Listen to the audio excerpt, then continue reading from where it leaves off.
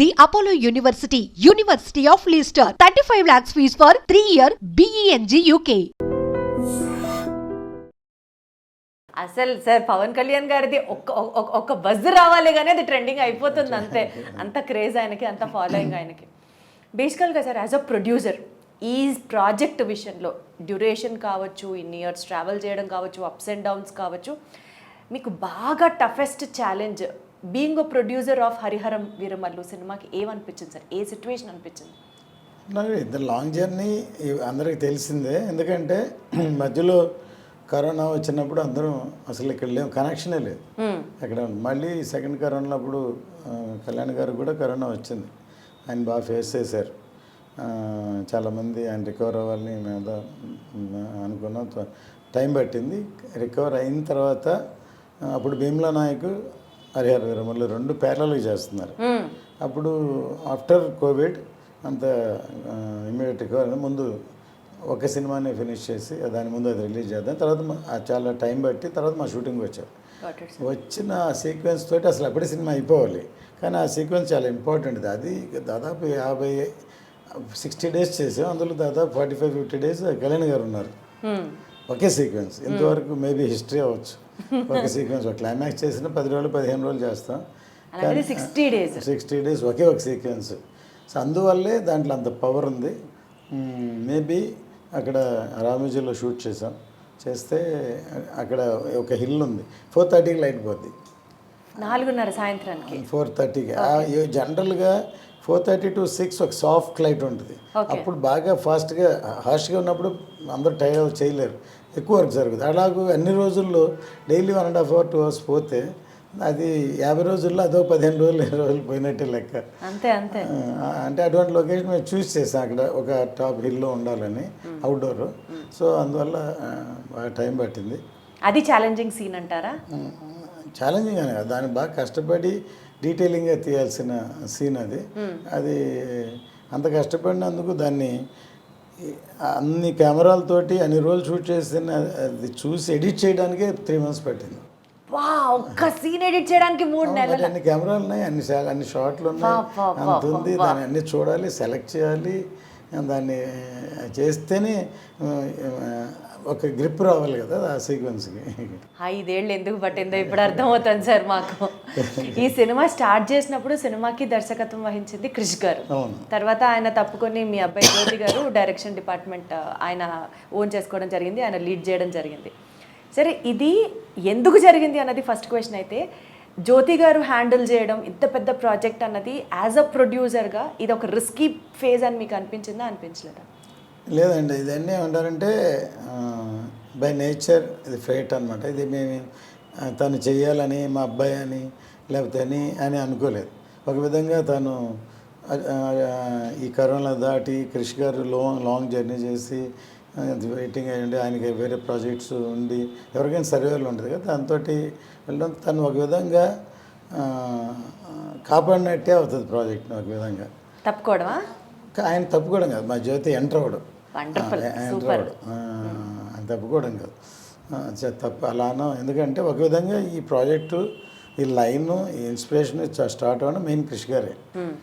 ఆయన అసలు మేము ఫస్ట్ వేదాళం అనే సినిమాని రీమేక్ చేద్దాం అనుకున్నాం. అప్పుడు ఫస్ట్ డైరెక్టర్ గారు ఒకసారి కుదరలేదు. తర్వాత ఫస్ట్ ఎలక్షన్ వచ్చింది. ఆ మధ్యలో ఒకసారి కృష్ణ గారు నాకు బాగా పరిచయం ఉంది. ఫస్ట్ గమ్యం సినిమాని చూసి నేను అప్పుడు తమిళ రైట్స్ కొనుక్కుని అప్పటి నుంచి పరిచయం. తర్వాత నాకు ఫోన్ చేశారు ఆయన, మణికర్ణిక సినిమా షూటింగ్ జరుగుతున్నా, సరే ఒకసారి మిమ్మల్ని కలుస్తాను, దగ్గర ఒక లైన్ ఉందని. బాంబే నుంచి వచ్చి ఒక 1 hour నాకు లైన్ చెప్పారు. లైన్ నాకు బాగా నచ్చింది. సరే విన్నాను, అది కళ్యాణ్ గారు చేస్తేనే బాగుంటుందని ఆయన చెప్పారు. సరే ఇది ఎట్లా ప్రాజెక్ట్ అవుద్ది అనుకోలేదు అప్పుడు. తర్వాత ఆయన ఎలక్షన్ అయిపోయిన తర్వాత ఏం చేద్దాం అని అడిగితే, ఇంకొక ప్రొడ్యూసర్ ఎవరైనా సరే ఇలాంటి సబ్జెక్ట్ కావాలని కోరుకోరు, చెప్పరు. అదే సినిమాని రీమేక్ చేసేద్దాం అంటే ఫాస్ట్గా అయిపోయేది మీరు అన్నట్టు. కానీ నేను చెప్పాను, ఇలాంటి ఒక లైన్ ఉంది క్రిష్ గారిని చెప్తాను నేను పిలిస్తే అప్పుడు ఆయన నా మీద ఆయన క్రిష్ గారే చెప్పారు, ఆయన జడ్జిమెంట్ నేను నమ్ముతాను అని చెప్పి క్రిష్ గారికి చెప్పారు. అలా స్టార్ట్ అయిందనమాట ఈ ప్రాజెక్టు. స్టార్ట్ అయింది. దాని తర్వాత ఫస్ట్ కోవిడ్, సెకండ్ కోవిడ్ ఇవన్నీ క్రాస్ అయ్యి టైం పట్టింది. దానివల్ల లేట్ అవుతుంది. చాలా సంవత్సరాలు అవడంతో తనకి వేరే కమిట్మెంట్ ఉందని తర్వాత తనే చెప్పి తన ఇష్టపరంగా తన జ్యోతిని చేయమని తనే జ్యోతి గారు రెస్పాన్సిబిలిటీ తీసుకున్నప్పటి నుంచి ఇంకా ఎంత అంటే ఒక డైరెక్టర్ ఒక ప్రాజెక్ట్ని సగం కాలం నడిపించిన తర్వాత ఆ బాధ్యత తీసుకోవడం అనేది ఇంకా ఎక్కువ ప్రెషర్. అసలు యాక్చువల్గా మేము ఫుల్ కథని ఇంకా ఇంకా రాలేదు, చేద్దాం అనుకున్నాం. సరే టైం డ్యూరేషన్ అవ్వడం, తర్వాత ఎక్కువ సీక్వెన్స్ని ఆల్రెడీ ప్రీ క్లైమాక్స్గా ఇప్పుడు వాడింది అంతవరకు ఉంది. ఫస్ట్ హాఫ్లో చేసాం, ఇంతవరకు చేసాం.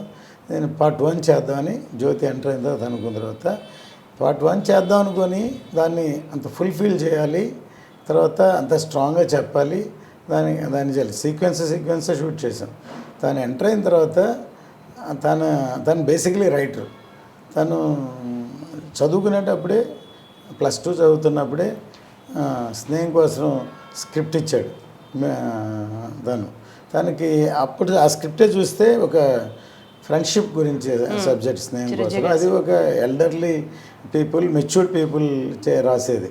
నేను ఆ కథ ఫస్ట్ నాకు చెప్పలేదు తను. అసలు అప్పుడే మేబీ అక్కడి నుంచి స్టార్ట్ అయింది.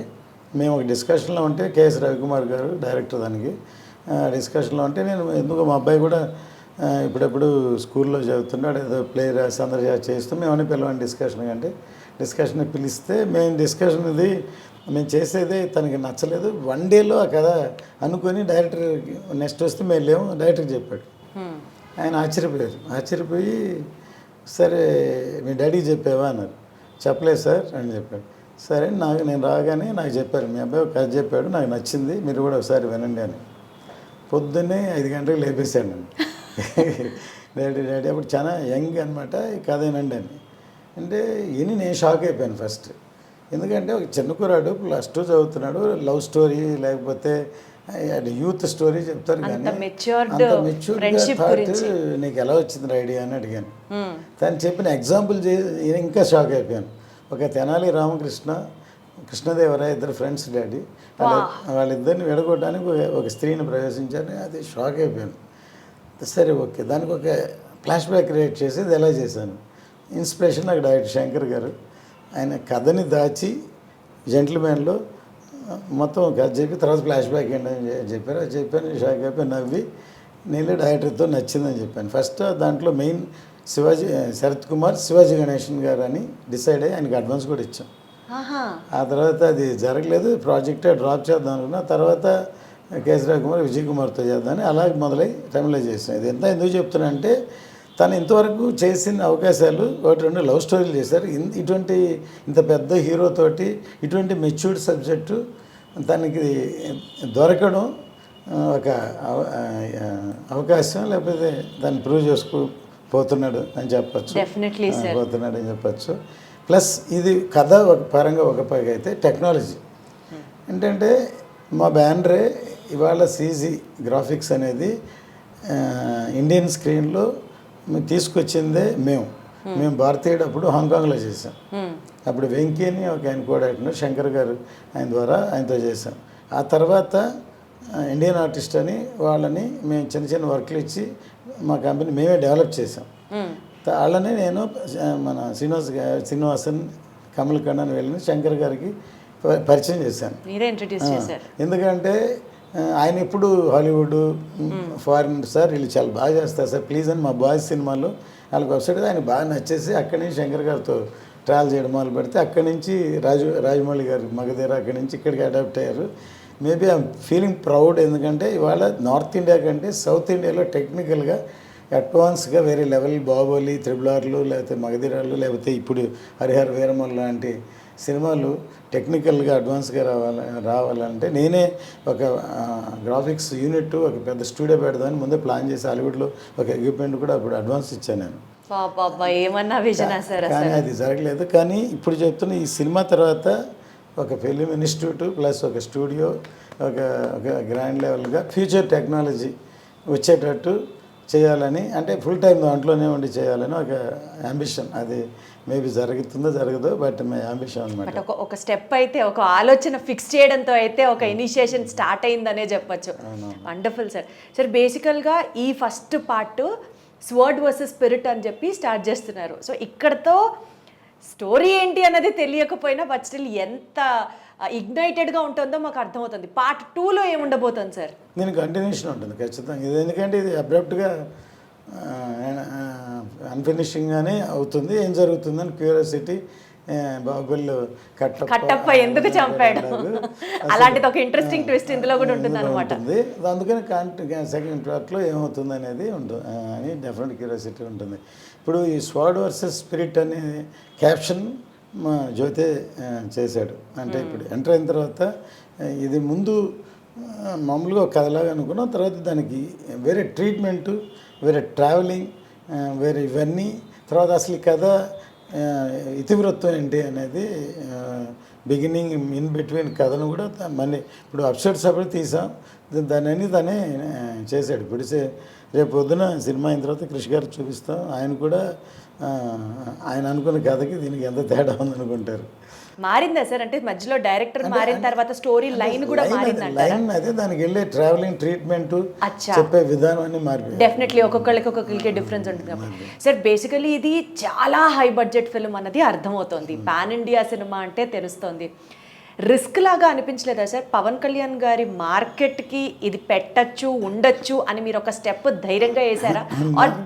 ఆ ఫీలింగ్ ఉండిందా? అప్పుడు కాదు, ఎప్పుడూ ఉంటుందండి. ఎందుకంటే ఇప్పుడు 2 విధాలు సినిమా తీయడం. నేను ఎప్పుడు చెప్తాను, ఒకటి ఒక హీరోని మార్కెటింగ్ ఉన్న ఎనీ హీరో, నేను తమిళ్లో తీసాను, తెలుగులో తీసాను, హిందీలో కూడా తీసాను.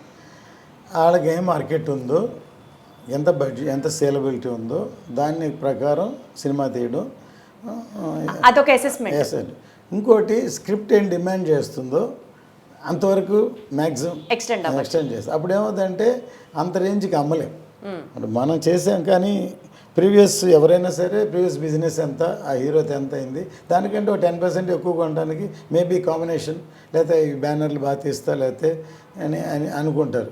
కానీ మనం దాన్ని మించి ఖర్చు పెడితే అది నిలబెట్టి దాన్ని ఇప్పుడు దాకా అది బాగుంటుందని మన రేపొద్దున ట్రైలర్స్ ఇవన్నీ ఆ కలరంతా వచ్చే నమ్మకం క్రియేట్ చేశాక బిజినెస్ చేయాలి. నేను ఫస్ట్ టైం సౌత్ ఇండియాలో, అంతకుముందు అవుట్రేట్ ఆర్ డిస్ట్రిబ్యూషన్, ఈ రెండే ఉండేవి మన తమిళ్లో కానీ తెలుగు కానీ. సౌత్ ఇండియాలో డిస్ట్రిబ్యూషన్ కానీ అవుట్రేట్ కానీ. ఫస్ట్ ఎంజీ అని తీసుకొచ్చింది సౌత్ ఇండియాలో. నేను హిందీ సినిమా చూస్తే ఎందుకు ఎంజీ తీసుకొచ్చా అంటే, మనం బాగా ఖర్చు పెట్టి సినిమా తీస్తాం, అంత రేంజ్కి అమ్మలేము. కానీ సినిమా రిలీజ్ అయ్యాక, హిట్ అయ్యాక, వాళ్ళ బయర్కి వాళ్ళ డబ్బులు వాళ్ళకి వచ్చాక, కమిషన్ వర్కౌట్ అయ్యాక వచ్చాక 50-50 అని ఎంజే తీసుకొచ్చాను. ఆ తర్వాత మన తెలుగులో ఇంకొక అడ్వాన్స్గా నేను చేయలేదు, ఎన్ఆర్ఐ వరకు వెళ్ళింది. ఎందుకంటే నాన్ రికవరబుల్ అడ్వాన్స్ కింద ఆ డిస్ట్రిబ్యూషన్కు ఇంకొక పరిమాణం.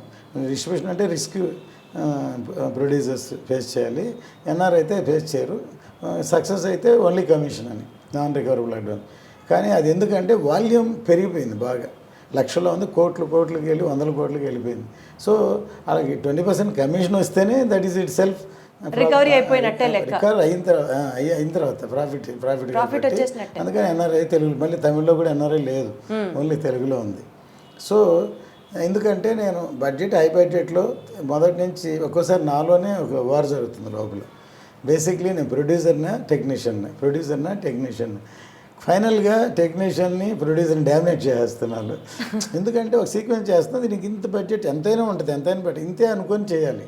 కానీ బాగా రావాలని దాన్ని మించి కొంచెం పెడితే బాగుండు అని అనిపిస్తుంది. కొంచెం పెడుతుంది, బాగా రావాలి. ఇప్పుడే ప్రస్తుతం ఇక్కడ కానీ తమిళనాడులో మా బావమరిది ఉన్నారు, రఘురామన్, తన ప్రొడక్షన్ చూస్తాడు. ఇక్కడే మా బ్రదర్ దయాకరం తను చూస్తాడు. వాళ్ళేమో మనకేం పని లేదు, ఎందుకని నువ్వు అట్లా పెంచుకుంటూ పోతే లాస్ట్కి ఎక్కడికి వెళ్తా అని అంటూనే ఉంటారు. తర్వాత లాంగ్ ప్రొడక్షన్ అవ్వడం వల్ల మనం ఖర్చు పెట్టిన దానికంటే బేసిక్ ఇంట్రెస్ట్లు ఇవన్నీ ఏ ప్రాజెక్ట్కైనా అన్ని క్యాలిక్యులేట్ చేయాలి. కానీ నేను అవన్నీ చూస్తే భయం వేస్తుంది, ఇలాంటి సినిమాలు తీలేమన్నమాట. చేసుకుంటే వెళ్తే తర్వాత చూద్దాం అనేది అనే పద్ధతి ఉంది. సో ఎక్కడ అసలు కాంప్రమైజ్ లేకుండా సినిమా తీశారు, ప్రతిదీ ఒక ఆర్ట్ లెవెల్లో ప్రజెంట్ చేశారన్నది అర్థమవుతుంది. ఈ సినిమాలో కాస్ట్లీయెస్ట్ సీన్ ఎక్కడ షూట్ చేయడానికి అనిపించింది సార్? ఎంత ఖర్చు అయింది ఆ సీన్ షూట్ చేయడానికి? ఏది కాస్ట్లీయెస్ట్ సీన్? ఇప్పుడు ఇవన్నీ అయిపోయిన తర్వాత ఇప్పుడు ఆల్మోస్ట్ క్లైమాక్సే ఇప్పుడు మీరు చూసి తీసింది. కానీ మేము జ్యోతి ఎంటర్ అయిన తర్వాత ఇంకో కొసమెరుపులాగా ఇంకోటి పెడదాం అనుకున్నారు. అది టెక్నికల్గా అడ్వాన్స్గా ఉంటుంది. సరే అది లేకపోయినా సినిమా అయిపోయింది. యాక్చువల్గా సినిమా అది లేకపోయినా సూపర్ హిట్ అవుతుంది. కానీ జ్యోతి గారు మార్క్ ఉండాలి అన్నట్టు అని ఇంకో లెవెల్కి ఉండాలని దాని ఒక్కదానికే ఇప్పుడు ఒక సీక్వెన్స్కి అంతకుముందు 50-60 రోజులు చేసింది ఒక ఎత్తు అయితే ఇది టెక్నికల్గా దానికే 15-20 crores ఒక సీక్వెన్స్కి ఖర్చు పెట్టాను. ఇప్పుడు ఆ గ్రాఫిక్స్ ఇరాన్లో జరుగుతుంది, హాట్గా వస్తుంది అనమాట. ఒక సీన్కి ఒక సీక్వెన్స్ కోసం 20 crores, మోర్ దాన్ 20 crores. సరే, అసలు ఆ సినిమా మీద ఎక్స్పెక్టేషన్స్ ఆడియన్స్కి మీరు ఒక్కొక్క పాయింట్ చెప్తుంటే ఇంకా వేరే లెవెల్ వెళ్ళిపోతున్నాయి.